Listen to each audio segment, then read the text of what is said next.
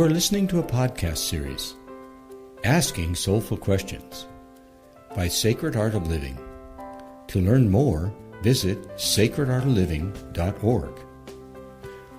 Today's podcast is a part of a series called The Question of Belief.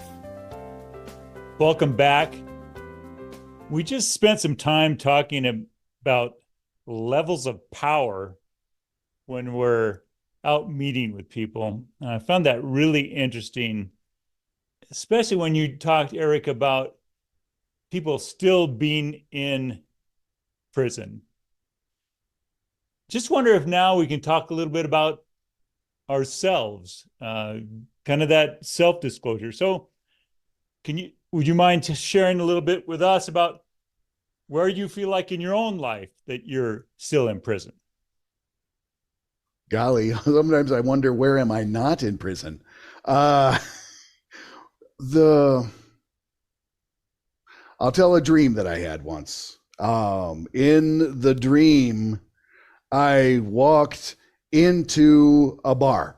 And in this bar, it's a dim bar. It's just an average, normal, everyday bar. There at the bar is God. And I walk over to God and I sit down, pull up a stool at God. God's part of the bar. And we just look at each other and we drink a beer. I don't even like beer, but that's what we did. And for just a while, I was companioning with God.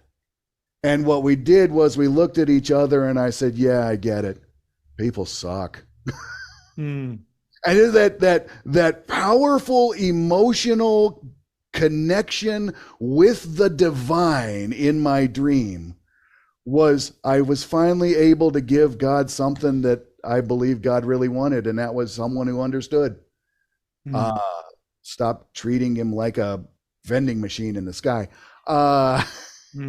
So I think the area where I struggle with is in the disconnect that I experience. The shift happened 500 years ago in the Reformation when the major discussion item was who is right about God. That was the Reformation question. Who's right about Scripture? Who's right about God? And we have been in argument for 500 years. The question was not supposed to be who's right. The question was supposed to be who's with God. And that is manifested in the extraordinary quality of my love, my compassion, my generosity, my forgiveness. All the things was supposed to be manifest in an extraordinary way so that people would know this man is with God. And I find myself being asked who's right again and again and again. My goodness, I feel like a parent sometimes. Would you give the toy back to him? Stop picking on your sister. Would you? And it's not about that. The other thing is hurting people don't understand why they do what they do or how it hurts everything. It breaks the relationship.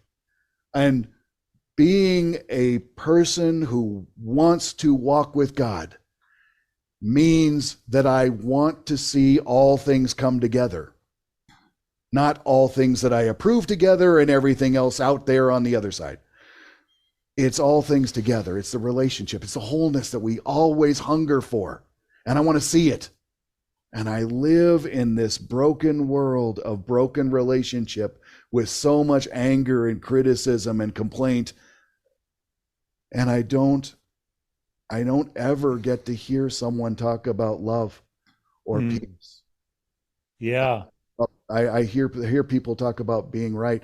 I'm in a prison because it's lonely. And I'm in the prison by myself and I can't get out of it. Yeah. And it's hell sometimes to hunger for peace and love and acceptance and those relationships to be whole again. And it's always just out of reach. Yeah. Well, it's interesting because it brings up in me that just what I see so much in what I don't know, the society, I guess, views as leadership and how leaders look. And there's never any discussion about vulnerability or not knowing that those traits aren't appreciated. So we don't get to see it modeled. I think that's what you're saying is, where's the God in all of this? Oh my goodness, we've turned God into just a spectator on gladiatorial combat. That's what our political system has been, isn't it? Just beat the other guy until someone gives up. But that's also what we've made religion. Criticize, criticize, criticize. Here's why we're more right than them. Here's why we're better than them. Here's why this group is going to hell because they don't agree with us. It's just gladiator combat in a spiritual context. And there's no mercy. There's no relationship. There is only us and them. Yeah. A broken relationship there because we can't handle not being right. I think you're right on. As you're talking, I'm just sort of able to better articulate through your story sort of what my response to that question that Daryl asked might be. I've spent a lot of my life, and I enjoy, I'll confess it, ivory towers. Mm-hmm. I live ivory towers of libraries, mm-hmm. of theology books, of courses, of degrees. I've got more diplomas on my wall, and I don't put that down. All of that has been useful, but there's been a shift, and maybe it's aging. Maybe it's especially those times anymore. I don't work in a prison situation, but I am a grandfather and a great-grandfather. And a story comes to mind. You mentioned a story of a few years ago, my great-granddaughter, who would love to come over for the weekend, and we would have our favorite foods that we would make. And we went a few months and I couldn't do that. I was pretty busy. I was traveling around a lot.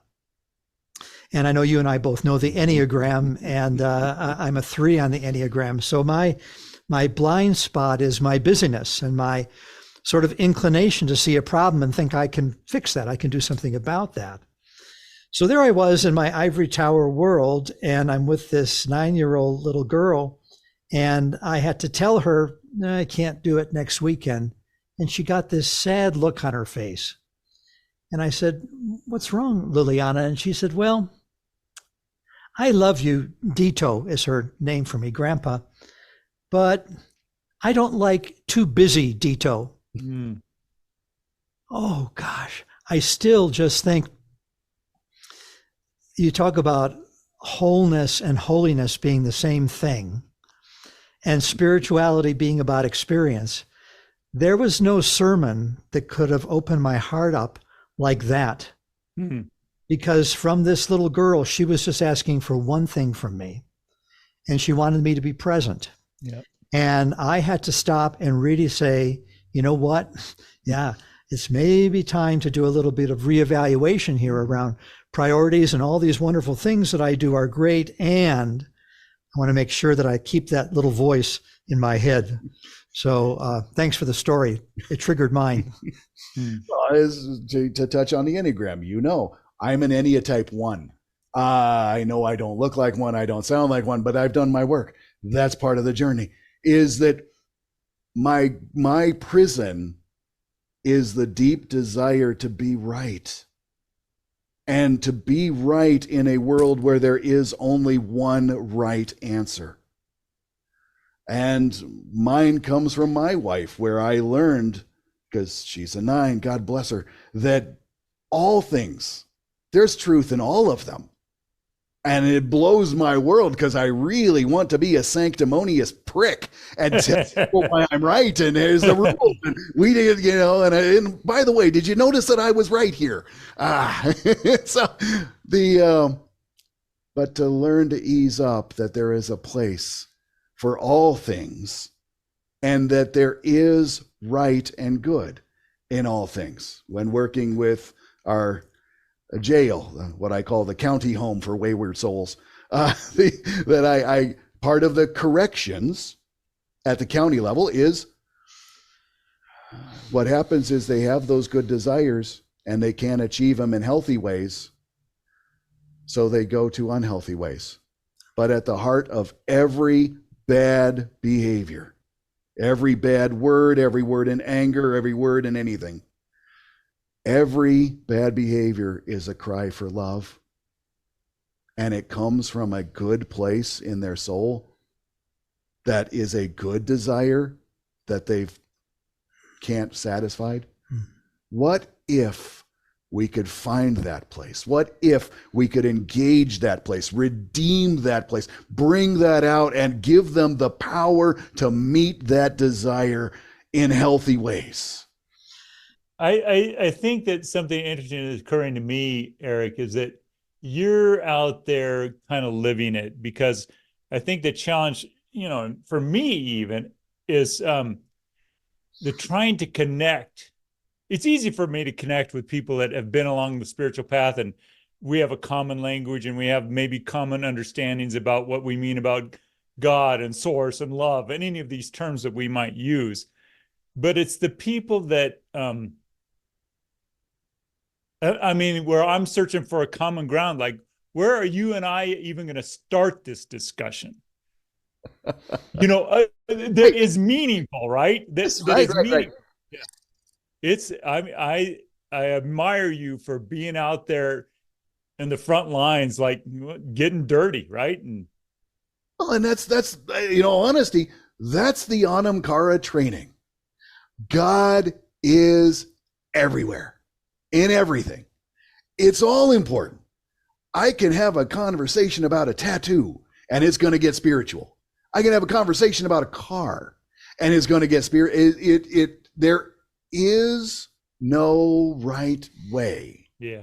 The commonality is tell me a story. Yep. In ancient cultures, it was all story, all connection with people. That's how we shared the information. That's how we connected as people. That's our religion. That's our spirituality. All you gotta do is just actually walk outside and be curious and not worry about the offense.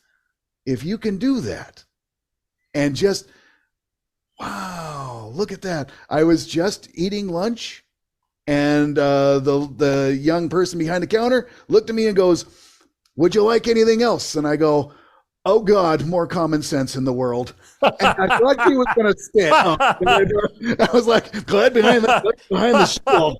And she's like, oh my God, I need this. And that's awesome. Laughing, and it's like, sounds like you know where I'm coming from. Do you know that people suck? And she goes, oh my God, yes, this person, that person. And we just started sharing. All because I said something silly. Yeah. And for spiritual caregivers, the trick is you accept everything is real. You don't act as the reality police. Mm-hmm. And so what that means is whatever someone says, roll with it.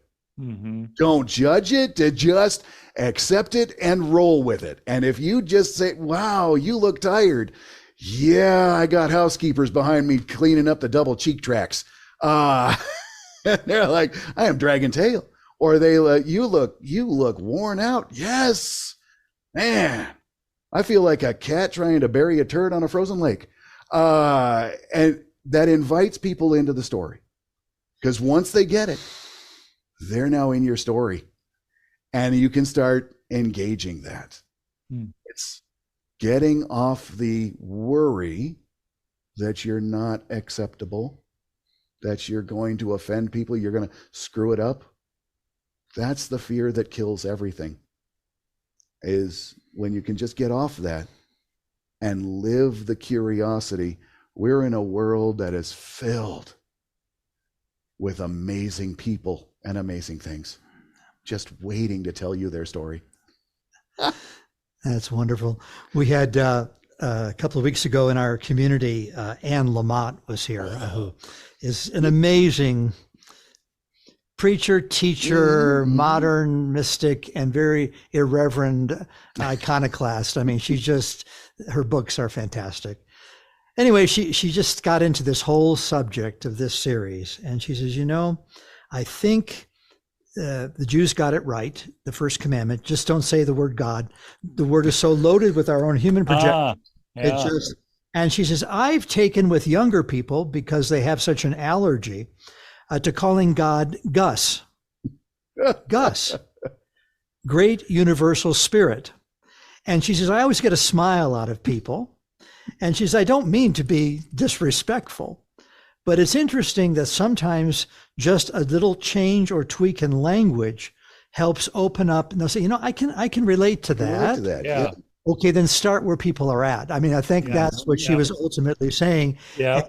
And that may be the bridge into younger generations as well. Well, it's like, Eric, when you were talking about having a beer with God, I mean, if God can't take a joke, I mean, I really don't, there's no value, right? Yeah. It's got to be real. It does. It's got to be encompassing everything, every part of me. All of it or none of it. Yeah. It really is theologically true. It's got to be all or nothing, because theologically it won't hold together. God has actually got to be involved in everything, or God's not actually involved in anything, because God can't be contained by our material lives or words or anything.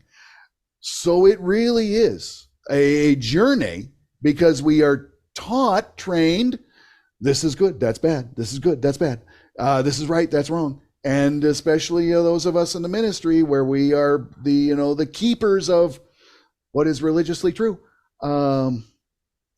we come out ready to battle every heresy and unable to have a conversation. I think it was 1,000 years ago, the Jewish mystic Moses Maimonides said, everything belongs. And it's just a summary in a simple phrase of what you were describing. And since you, Eric, without any paid promotional pushing or energy, introduced the training of Anam Cara. Oh, yes. Which come on in. I will just also end this series by saying, go to our website, sacredartofliving.org, and check that out. If this kind of conversation interests you, this old Irish term, soul friend, is just a way of helping bring people from all different backgrounds in life to be real companions in the work of soul. And I know that's the heart and soul of what we do here at Sacred Art of Living. And I'm glad you've been part of that as well. Oh, so. Yeah. Well, it's like I said, it ruined me for the ministry, the professional ministry, but it's unleashed me on the world that now I can be with anyone on any spiritual journey, on any religious path. And we can come together, and I have learned how to walk with them one step forward. That is priceless. To be able to not be afraid of any conversation. Awesome. Yeah. Awesome. What a testimony. Well, first of all, thank you, Eric and Richard. It's been a great discussion, and I've certainly learned a lot. And I think that's what we hope for everybody that listens to or watches these podcasts, is that you're learning along with us, and it's all a big exploration, and we're grateful you're along for the journey. We would like to thank you for tuning in to this episode of The Question of Belief. For more information about our entire podcast library, Asking Soulful Questions, visit our website at sacredartofliving.org.